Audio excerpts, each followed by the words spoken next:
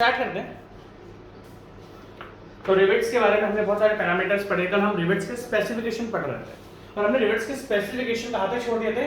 हमने रिवेट्स के स्पेसिफिकेशन छोड़ दिए थे एज डिस्टेंस तक। ये हमारा कंप्लीट हो चुका था, एज डिस्टेंस तक हम कंप्लीट कर चुके थे। ठीक, अब अगर हम बात डिस्कस करें, देखो रिवेट्स जनरली अगर हम देखें, ध्यान से देखना, रिवेट्स को फिक्स करने के, रिवेट्स को हम होल में फिक्स करते हैं ताकि हम दो मेंबर्स को ज्वाइन कर पाए, दो या दो से ज्यादा। तो रिवेट्स को यूज करने के दो मेथड होते हैं। देखो हमें एक चीज पता है कि रिवेट्स को हम पंच करते हैं, रिवेट्स को हम पंच करते हैं। अब दो चीज हो सकती है, या तो हम हाथ से, हथौड़े से, दो चीजों ध्यान से देखना। रिवेट्स में हम क्या करते हैं? पंच करते हैं, हमें पंच करना है, उसको दबाना है रिवेट्स को।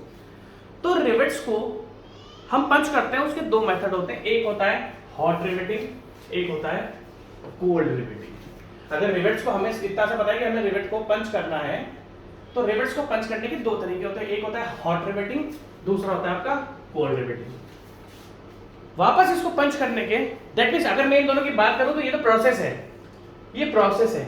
एक बार आपको रिवेट को गर्म करना है और एक बार रिवेट्स को आपको, जो आपके पास ऑलरेडी जो रिवेट्स आपको साइड पर मिले हुए वो आपको फिक्स कर देना है, मतलब उसको आपको गर्म नहीं करना है। ठीक है। दूसरी बात, अगर मैं आपसे बात, देखो ये दो प्रोसेस है रिवेट को फिक्स करने के। या तो आपको रिवेट को गर्म करना पड़ेगा ताकि वो अच्छे से फैल जाए, या फिर आपका जो कोल्ड रिवेटिंग है, जो आपका रिवेट से आपको वो द्वारा ठोक देना है। ठीक है। दूसरा, अगर मैं रिवेट्स की बात करूं, रिवेट्स को ठोकने के, रिवेट्स को फिक्स करने के दो तरीके होते हैं। कौन कौन से? एक तो देखो ये प्रोसेस है, चार चीजें बताऊंगा। देखो ये दो प्रोसेस है, एक में हम रिवेट को गर्म करेंगे, एक में जो रिवेट हमारे पास ऑलरेडी है उसको गर्म नहीं करेंगे, उसी को ठोक देंगे जो हमारे पास लाइक जैसे बोल्ट होता है। बोल्ट को हम क्या करते हैं, जो हमारे पास बोल्ट आता है वही नॉर्मल टेम्परेचर पर हम फिक्स कर देते हैं, ऐसा नहीं कि बोल्ट को हम गर्म करते हैं। दूसरा, रिवेट को फिक्स करने के भी दो मेथड्स हैं। एक है आपके पास power driven method, power driven method जो मशीन से ठोकते हैं। दूसरा हमने हैंड ड्रिवन, हाथ से हथौड़ा लिया और हाथ से ही ठोक दिया। तो दूसरा होता है हमारे पास, देखो फर्स्ट है पावर ड्रिवन। यार ये स्लाइड इस बार की बहुत ब्लर्ड है, मैं आपसे माफी मांगूंगा, मतलब क्लियर नहीं है, थोड़ी ब्लर्ड है। मैं एक्चुअली ये कंटेंट यार एक बार जब मिल जाता है तो उसको वापस ढूंढना बड़ा मुश्किल है, क्योंकि मैं बहुत रिसर्च करके इसको ढूंढता हूँ। तो ये थोड़ा ब्लर है, बट कोई बात नहीं, नेक्स्ट लेक्चर से आपको एक भी ब्लर कंटेंट नहीं मिलेगा। ठीक है।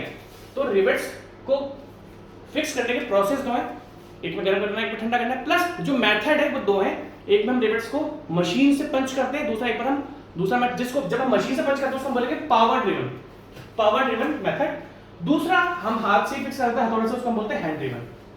तो ये दो वो जो पहले थे वो प्रोसेस थे, ये मेथड्स है। अब ध्यान से देखना, आपको एक चीज बहुत ज्यादा ध्यान से देखनी पड़ेगी, ये बहुत इंपॉर्टेंट है, ध्यान से देखना। आपको जो अब मैं मेथड्स बता रहा हूं, लाइक मैंने आपको बोला कि हम रिवेट को जो फिक्स कर सकते हैं वो दो मेथड से कर सकते हैं। एक पावर ड्रिवन जिसमें हम मशीन यूज करते हैं, दूसरा आपका हैंड ड्रिवन। अब आपको ध्यान से देखना है, जब हम सबसे पहले मशीन से फिक्स कर रहे हैं उसको, ये थोड़ा मैंने ढंग से लिखा, इसको मैं वापस लिख देता हूं। जब हम मशीन से फिक्स कर रहे हैं उसको हमने क्या बोल दिया? Power driven. अब जब आपने रिवेट्स को, ध्यान से देखना, बहुत इंपॉर्टेंट क्वेश्चन ही है। अब जब आपने रिवेट्स को मान लो मशीन से फिक्स करा, तो रिवेट्स के अंदर क्या हो सकता है?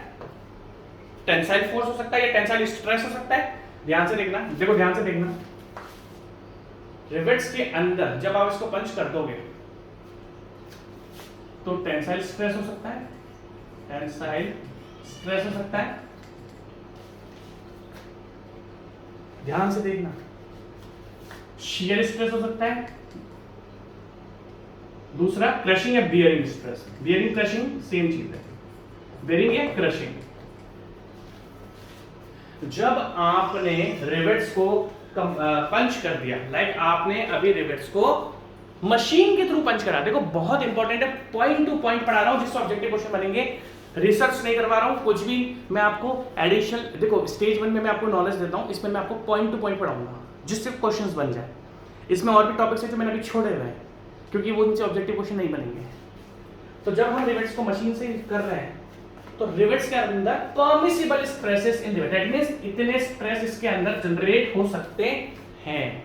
परमिसिबल मतलब कि इससे ज्यादा स्ट्रेस जनरेट नहीं होना चाहिए। ध्यान से देखना आप मेरी बात, कितना स्ट्रेस, अगर मान लो मैंने रिवेट को पावर ड्रिवन करा, मशीन से फिक्स करा, तो उसके अंदर कितने परमिसिबल स्ट्रेस, दैट मींस इतना स्ट्रेस उसके अंदर जनरेट हो सकता है। अगर आपने रिवेट्स को पावर ड्रिवन कराया तो रिवेट्स के अंदर जो टेंसाइल स्ट्रेस जनरेट हो सकता है वो कितना है, 100 न्यूटन पर mm स्क्वायर।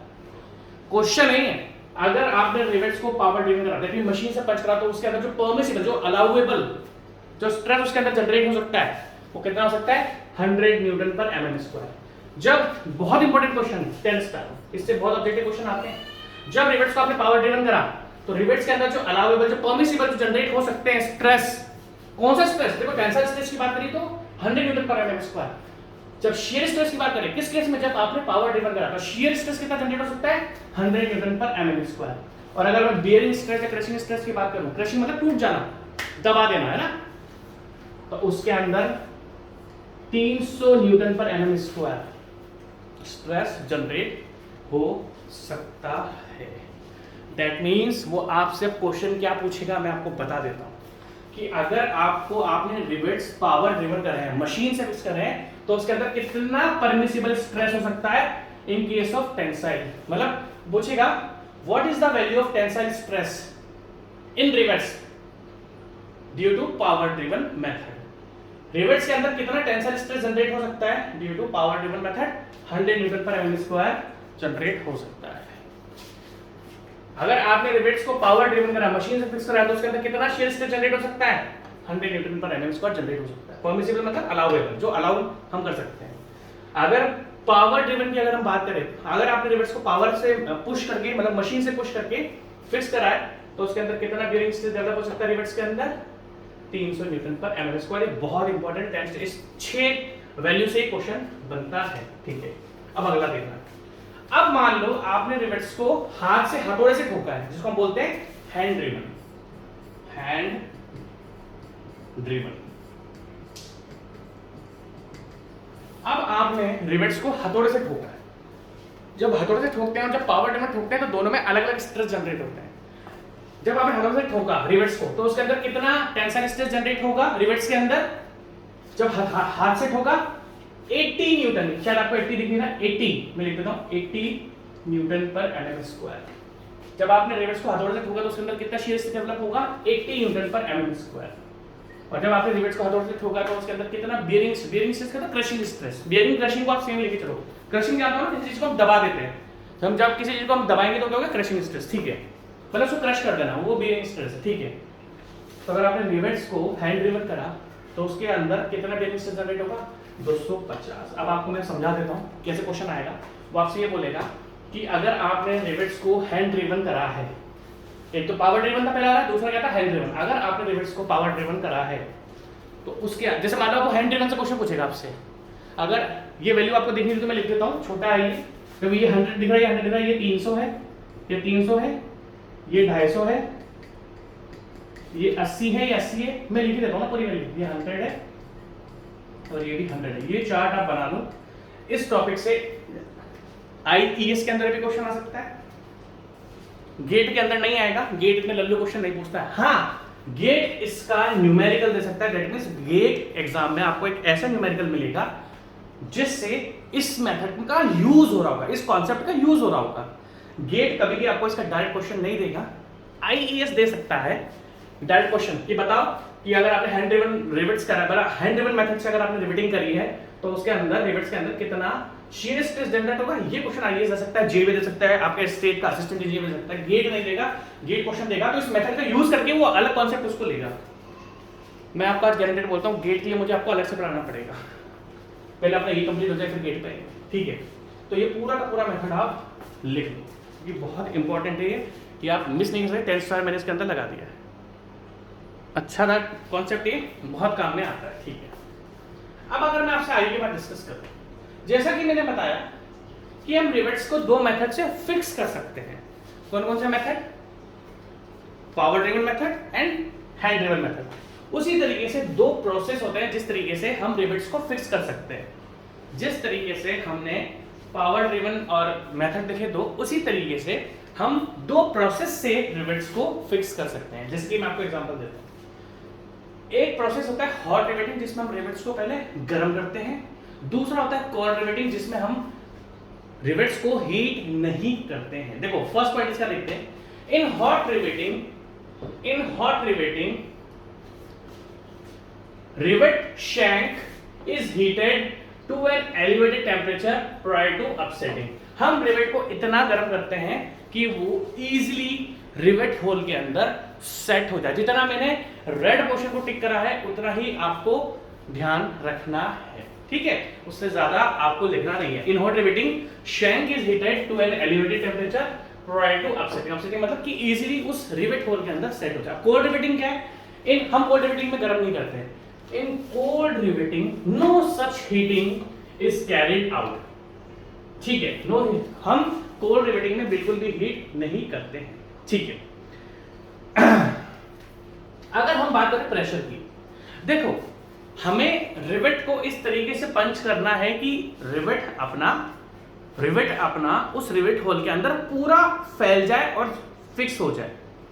हम रिवेट्स को इस तरीके से गर्म करेंगे या इस तरीके से पंच करेंगे, या जो ठंडा है कोल्ड रिवेटिंग है इसमें इस तरीके से पंच करेंगे कि रिवेट आपका रिवेट होल के अंदर पूरा भर जाए। जैसे कि मैंने आपको बताया कि रिवेट फैलता है जब आप रिवेट को पंच करते हो। जब आपने रिवेट को गर्म कर लिया तो आपको पंच करने में ज्यादा प्रेशर अप्लाई नहीं करना पड़ेगा, क्योंकि ऑलरेडी वो प्लास्टिक स्टेट में होगा। प्लास्टिक स्टेट क्या होती है? वो किसी भी शेप में ढलने के लिए तैयार है। मुझे एक सिंपल सा एक चीज आइडिया बताओ। मान लो एक प्लास्टिक का हमने कोई प्लास्टिक की एक रॉड ले ली, प्लास्टिक की रॉड ले ली, उसको मैंने एक जगह से गर्म कर दिया, तो उस प्लास्टिक को मैं आराम से बेंड कर सकता हूँ। या जो मेटल होता है, जो स्टील होता है, अगर हमें उसको दूसरी शेप में ढालना है तो हम उसमें हीट प्रोवाइड कर देते हैं। उससे क्या होता है, वो प्लास्टिक बन जाता है और हम उसको किसी भी शेप में ढाल सकते हैं। हॉट रिवेटिंग में जब आप टेम्परेचर प्रोवाइड करते हो तो आपके रिवेट्स प्लास्टिक स्टेट में आ जाते हैं। दैट मीन्स वो किसी भी शेप में ढलने के लिए तैयार रहते हैं, वो किसी भी शेप में ढलने के लिए तैयार रहते हैं। तो जब हम हॉट रिवेटिंग की बात करते हैं तो हॉट रिवेटिंग में आपको ज्यादा प्रेशर नहीं लगाया। जैसे कि मैंने आपको एग्जांपल दिया, मैं आपको जैसे ये पेन है, ये पेन प्लास्टिक का है, अगर अभी मेरे को इसको बैंड करना है तो मुझे ताकत लगानी पड़ेगी। वहीं पर अगर मैं इसको सिगरेट के लाइटर से, हम तो सिगरेट का लाइटर ही जानते हैं, हम इसको लाइटर से गर्म कर दें तो ये प्लास्टिक स्टेट में आ जाएगा और ये इजीली आपका बैंड हो जाएगा। तो आपको स्पेशली ध्यान रखना है, since the rivet material remains in plastic state due to heating, so considerably lower pressure is required to apply on the die. That means जब हम रिवेट्स को गर्म कर देते हैं तो रिवेट्स को गर्म करने के बाद हमें ज्यादा प्रेशर अप्लाई नहीं करना पड़ता, हम इसको कम प्रेशर में भी फिक्स कर सकते हैं। वहीं पर अगर हम कोल्ड रिवेटिंग की बात करें तो हमें इससे ज्यादा प्रेशर लगाना पड़ता है। More pressure is required during cold riveting. आपको कोल्ड रिवेटिंग में ज्यादा प्रेशर अप्लाई करना पड़ेगा। अब अगर हमें हॉट करना है, अगर मान लो मुझे हॉट रिवेटिंग में रिवेट्स को गर्म करना है तो मुझे कुछ एक्सटर्नल सोर्स चाहिए होगा। भाई अगर मुझे गर्म करना है तो मुझे कुछ एक्सटर्नल सोर्स चाहिए होगा, और कोल्ड रिवेटिंग में हमें कोई भी हीट सोर्स नहीं चाहिए। क्यों नहीं चाहिए? जब हमें कुछ गर्म ही नहीं करना है तो हमें कोल्ड रिवेटिंग में कुछ भी नहीं चाहिए होगा, ठीक है। दूसरी बात, अब अगर मैं हॉट रिवेटिंग की बात करूं या कोल्ड रिवेटिंग की बात करूं, हॉट रिवेटिंग में पहले आप रिवेट्स को गर्म करते हो। हॉट रिवेट, देखो जितना मैं रेड में टिक कर रहा हूं ना, जितना मैं रेड में टिक कर रहा हूं उतना ही आपको लिखना है। रेड के अलावा कुछ भी नहीं लिखना, आपको इस फालतू काट देना, फालतू चीजें लिखी हुई है, ठीक। मैंने तो नेट से उठा लिया कंटेंट, मैंने ऐसा नहीं कि बनाया है ना, ठीक है। अब अगर हम हॉट रिवेटिंग की बात करें तो हॉट रिवेटिंग में टाइम लगता है, क्योंकि पहले आप उसको गर्म करोगे, फिर उसको ध्यान से पकड़कर रिवेट होल पर लेके आओगे, तो हॉट रिवेटिंग में टाइम लगता है। That means since heating process is requires time, so hot riveting is time consuming process. और वहीं पर अगर हम कोल्ड रिवेटिंग की बात करें तो कोल्ड रिवेटिंग में आपको क्या करना है, डायरेक्ट लाके पंच कर देना है, इस कारण आपको टाइम नहीं लगता है। तो cold riveting is time efficient as no heating is carried out. दूसरा, जब हम किसी चीज को गर्म करते हैं, जब हम किसी चीज को गर्म करते हैं तो वो श्रिंक होता है। मान लो जब मैंने किसी चीज को, देखो ध्यान से देखना, जब हम किसी चीज को गर्म करते हैं तो पहले तो वो एक्सपेंड होगा। ध्यान से देखना, जब हम किसी चीज को गर्म करते हैं तो पहले तो वो एक्सपेंड होता है। एक्सपेंड होने के बाद जब वो ठंडा होने लग जाता है तो वो अपने आप को श्रिंक करता है। देखना, कोई भी चीज आप गर्म करोगे तो पहले तो वो फैलाएगा अपने आप को, फिर वो अपने आप को श्रिंक करेगा। तो हॉट रिवेटिंग में क्या होता है, हॉट रिवेटिंग में हम रिवेट्स को पहले हीट करते हैं। तो क्या करते हैं, जब हीट करते हैं और रिवेट्स को हम पंच कर देते हैं तो रिवेट फैलता है। उसके बाद जब वो ठंडा होना चालू कर देता है तो रिवेट्स सुकुड़ जाता है। इस कारण क्या होता है कि जब हम हॉट रिवेटिंग की बात करते हैं तो हॉट रिवेटिंग में आपके एडिशनल स्ट्रेसेस जनरेट हो जाते हैं। क्यों हो जाते हैं? क्योंकि मटेरियल पहले फैलता है, फिर श्रिंक कर लेता है अपने आप को कुछ ज़्यादा ही। तो जब वो श्रिंक करेगा तो उसके अंदर एडिशनल टेंसाइल स्ट्रेसेस डेवलप हो सकते हैं। That means due to volumetric shrinkage during cooling, ठंडा होने की वजह से अपने आप श्रिंक करेगा, tensile stress develops within the rivets. ठीक है, टेंसाइल स्ट्रेस डेवलप हो जाता है। और अगर हम कोल्ड रिवेटिंग की बात करें तो उसमें एक्सपेंड नहीं होता, मतलब जो एक्सपेंड हो गया जितना होना है, मतलब वो गर्म नहीं होता तो वो अपने आप को श्रिंक करने की कोशिश नहीं करता। कोई चीज़ गर्म होगी तो अपने आप को श्रिंक करने की कोशिश करती है, पहले वो फैलती है फिर वो अपने आप को श्रिंक करने की कोशिश करती है।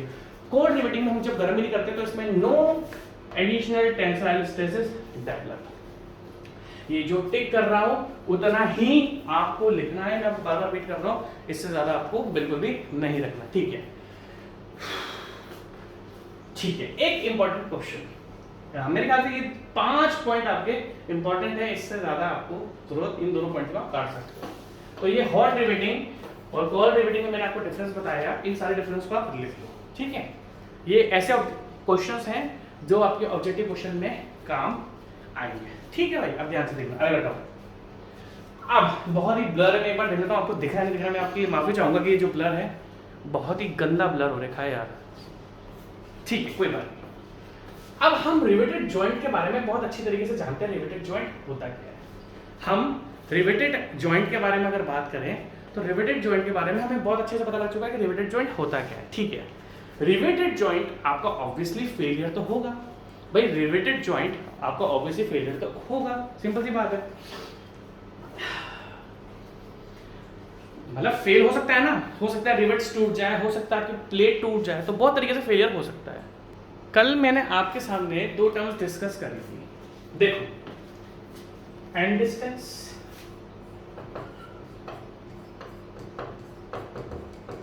And edge distance. ठीक, अगर हम रिवेट्स के फेलियर की बात करें, पहले तो मैं इस प्लेट को आपको बनाकर दिखा देता हूं, ध्यान से देखना। रिवेट जॉइंट की बात हो रही, जॉइंट का मतलब जब आपने इसको कनेक्शन कर दिया, मतलब रिवेट भी है प्लेट्स भी हैं, तो अगर हम रिवेटेड जॉइंट की बात करते हैं तो आपने दोनों मेंबर्स में रिवेट होल भी कर दिया और उनको रिवेट से ज्वाइन भी कर दिया। जब रिवेट से आपने ज्वाइन कर दिया तो वो बन गया जॉइंट। जब भी आपसे बात करते हैं कि जॉइंट क्या होता है तो आपको दोनों को ज्वाइन कर देना है, मेंबर्स को। ठीक है, सबसे पहला जो फेलियर हो सकता है, सबसे पहला फेलियर जो हो सकता है कि रिवेटेड जॉइंट में आपका फेलियर हो जाए कि भैया आपकी जो प्लेट है, देखो ध्यान से, ये आपने तो मैं आपको दिखा देता हूं, देखो मैं आपको 2 प्लेट्स बनाकर दिखाता हूं। देखो नीचे वाली प्लेट ये है, मान लो ये लेफ्ट जॉइंट है, ये नीचे वाली प्लेट है, नीचे वाली ये नीचे वाली प्लेट है और ये आपकी ऊपर वाली प्लेट है। ठीक है, ध्यान से देखना, लेफ्ट जॉइंट है। अब देखो हो सकता है अगर मैं कनेक्शन की बात करूं आपके सामने, ये 2 प्लेट्स हैं, कि आपकी कोई भी प्लेट इस कॉर्नर से फट जाए, जिसको हम बोलते हैं tearing of plate at an edge. इसे ब्लर है, मैं लिख देता हूं भाई। अगर हम रिवेटेड जॉइंट के फेलियर की बात करें, अगर हम रिवेटेड जॉइंट के फेलियर की बात करें तो हो सकता है कि कोई भी प्लेट आपकी कॉर्नर से फट जाए, इसको हम क्या बोलते हैं टियरिंग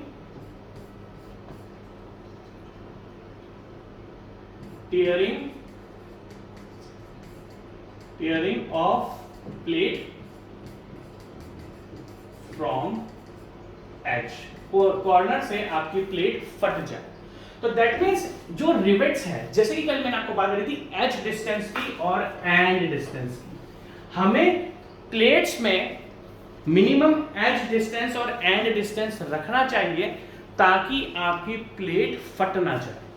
तो दैट मींस अगर हम फेलियर ऑफ रिवेटेड जॉइंट की बात करें, अगर हम फेलियर ऑफ रिवेटेड जॉइंट की बात करें तो दैट मींस सबसे पहला फेलियर जॉइंट में क्या हो सकता है कि आपकी कोई प्लेट फट जाए, आपकी कोई प्लेट फट जाए, कॉर्नर से फट जाए। तो दैट मींस हमें मिनिमम एंड डिस्टेंस या एज डिस्टेंस प्लेट में प्रोवाइड करनी पड़ेगी। अगर आपने मिनिमम एंड डिस्टेंस और एज डिस्टेंस जो कि कल हमने पढ़ा था, अगर आपने वो प्रोवाइड नहीं करी तो प्लेट आपकी फट जाएगी और इसको हम पहला फेलियर बोलते हैं tearing of plate from edge. क्या बोलते हैं? Tearing of plate from edge, first failure. मैं आपको ये बता रहा हूं किस तरीके से रिवेटेड जॉइंट्स में फेलियर हो सकता है, तो आपको ये सारे फेलियर्स को ध्यान रखना है। ठीक है, फर्स्ट फेलियर क्या है? Tearing of plate from the edges, edges से फट जाएगी। अगर आपको इसको इग्नोर करना है तो आपको सफिशिएंट एंड डिस्टेंस और एज डिस्टेंस दोनों प्लेट्स में प्रोवाइड करनी पड़ेगी। ठीक, सेकंड ध्यान से देखना। अभी क्या है कि आपने क्या करा, अभी क्या है कि आपने क्या करा, सफिशिएंट एंड डिस्टेंस और एज डिस्टेंस तो प्रोवाइड कर दिया, सफिशिएंट एज डिस्टेंस और एज डिस्टेंस तो प्रोवाइड कर दिया, बट हो सकता है कि आपकी जो मेन प्लेट है, आपकी जो मेन प्लेट है वो ही फट जाए। उसको हम बोलते हैं टीयरिंग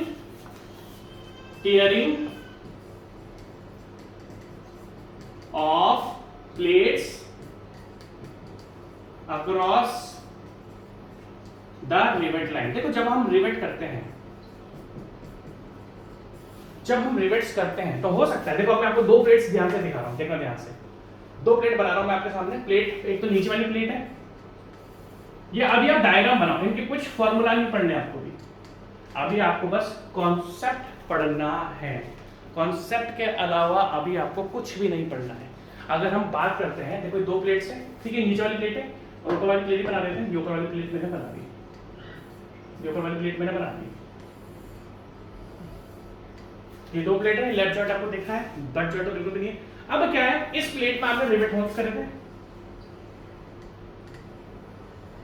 क्या हो सकता है कि जहां पर आपने ये रिवेट्स होल करे, जहां पर आपने रिवेट्स होल करे उसी जगह से ये फेलियर हो जाए, ये पूरा रिवेट, ये जो आपने होल करे थे, यहीं से पूरी की पूरी प्लेट फट जाए। तो सबसे पहली बात हमने जो फेलियर पढ़ा रिवेटेड जॉइंट का, वो पढ़ा कि आपकी जो प्लेट है वो कॉर्नर से फट सकती है, जिसको हमने बोल दिया tearing of plate from the edges. उसके लिए हमें सफिशिएंट एंड डिस्टेंस और एज डिस्टेंस प्रोवाइड करनी पड़ेगी ताकि प्लेट आपकी कॉर्नर से ना फटे। अगर हम सेकंड फेलियर की बात करते हैं तो सेकंड फेलियर आप देख सकते हो कि हमने दो प्लेट्स को रिवेट से कनेक्ट करा था, बट यहां पर जो आपकी प्लेट है, यहां पर जो आपका प्लेट है वो जहां पर आपने रिवेट होल करे थे वहीं से फट गई। तो कहने का मतलब क्या है कि हमें इस तरीके से इस मेंबर की, अभी मैं आपको कुछ भी फॉर्मूला नहीं पढ़ा रहा हूं, आपको ये ध्यान रख, देखो मैं आपको बिल्कुल भी कोई फॉर्मूला अभी आपको नहीं पढ़ा रहा हूं, क्योंकि ये जब हम क्वेश्चंस करेंगे तब हम, अभी मैंने क्या बोला कि मैं आपको डिटेल में लेकर नहीं जाऊंगा, मैं थोड़ा थोड़ा आपको पढ़ाऊंगा जिससे ऑब्जेक्टिव क्वेश्चन हो जाए, ठीक है। अब आपको ध्यान से देखना पड़ेगा, इस प्लेट में इस रो के अंदर, देखो ध्यान से देखना, ये जो, अगर मैं आपसे बात करूं तो ये हमारी रिवेट लाइन है, यहां पर जो फेलियर हुआ है वो रिवेट लाइन पर हुआ है। इस रिवेट लाइन में इतना स्ट्रेस जनरेट होना चाहिए, देखो ये क्या हुआ, जो भी इस रिवेट लाइन में, जो भी रिवेट लाइन में स्ट्रेस जनरेट हो रहा था वो स्ट्रेस कहीं ना कहीं अप्लाइड फोर्स से कम है, तभी तो प्लेट आपकी फट गई। क्या हुआ आपका कि जो आपकी रिवेट लाइन है, जो आपकी रिवेट लाइन है, इस रिवेट लाइन में कम स्ट्रेस जनरेट हुआ, इस कारण आपका अप्लाइड फोर्स ज्यादा था और ये आपका कम था, इस वाली लाइन में स्ट्रेस कम जनरेट हुआ, इस कारण आपकी, देखो हो सकता है कि दूसरी जगह पर स्ट्रेस ज्यादा जनरेट हो, क्योंकि ऑब्वियसली हम यहाँ से एरिया को डिटेक्ट करते हैं तो यहाँ पर स्ट्रेस कम हो, जब एरिया डिटेक्ट करोगे तो स्ट्रेस भी कम हो जाएगा, तो हमें स्पेशली ध्यान देना। अब ये तो आप बोलोगे सर इसको बचाने का तरीका क्या है, इसके बचाने के दो तरीके हैं, एक तो आपको प्लेट का एरिया सही से देना पड़ेगा, अभी एरिया कितना देना है वो मैं आपको बाद में क्वेश्चन में बताऊंगा। अगर आप बोलोगे सर इस प्लेट को अगर हमें फटने से बचाना रिवेट लाइन से, तो इसमें दो चीज आपको ध्यान देनी पड़ेगी, एक तो प्लेट का एरिया, कितने एरिया का प्लेट, दूसरा आपको पिच पर ध्यान रखना पड़ेगा, पिच कितनी दे रखी है और एरिया, मिनिमम पिच जैसे हमने पढ़ी हुई थी, क्या आपको मैंने मिनिमम पिच के बारे में पढ़ाया? हाँ बोलो हाँ सर बिल्कुल पढ़ाया आपने पिच के बारे में। तो प्लेट का अगर आपको टीयरिंग, देखो ध्यान से देखना, ध्यान से देखना, अगर हमें, देखो अगर मैं आपसे बोलूं कि फर्स्ट फेलियर मैंने आपको पढ़ाया था, इसमें जो प्लेट थी वो कॉर्नर से टूट गई थी, अभी आप बस कॉन्सेप्ट समझो, कोई फॉर्मूला मत पढ़ो, फॉर्मूला पढ़ोगे तो लेक्चर फिर 1 घंटे का हो जाएगा, अभी हमें इतना ध्यान नहीं देना है। फर्स्ट फेलियर में क्या था, टीयरिंग ऑफ प्लेट्स थी, टीयरिंग ऑफ प्लेट थी, इसमें कोने पर एज डिस्टेंस या एंड डिस्टेंस सफिशिएंट दोगे तो टियरिंग ऑफ प्लेट बढ़ जाएगी। सेकंड हमने पढ़ा है कि जो रिवेट्स लाइन है, सर रिवेट लाइन पर ही टियरिंग होगी प्लेट की, रिवेट लाइन पर ही टियरिंग हो गई प्लेट की। तो इसमें अगर मैं आपसे पूछूं कि सर इस टाइप के फेलियर को आप कैसे बचा सकते हो, सिंपल सी बात है, सफिशिएंट पिच दो एंड सफिशिएंट एरिया दो। सफिशिएंट पिच दो, अगर आप सफिशिएंट पिच दोगे और सफिशिएंट एरिया यूज करोगे और सफिशिएंट थिकनेस, थिकनेस भी लिखो, एरिया, थिकनेस, एरिया, थिकनेस, और अगर हमने सफिशिएंट पिच प्रोवाइड करी है तो मेंबर के अंदर आपका tearing of plate across a rivets नहीं होगा, tearing of plate across the rivet line नहीं होगा। अब ये कितना एरिया देना है, कितनी थिकनेस देनी है, पिच तो हम पढ़ चुके हैं, ये मैं आपको आगे वाले क्वेश्चंस में बताऊंगा, ठीक है, ध्यान से देखना। अगला तो दो फेलियर हम पढ़ चुके हैं, तीसरा है कि रिवेट्स ही टूट जाए। तीसरा क्या है, अगर आप ध्यान से देखो, थर्ड है हमारा शियरिंग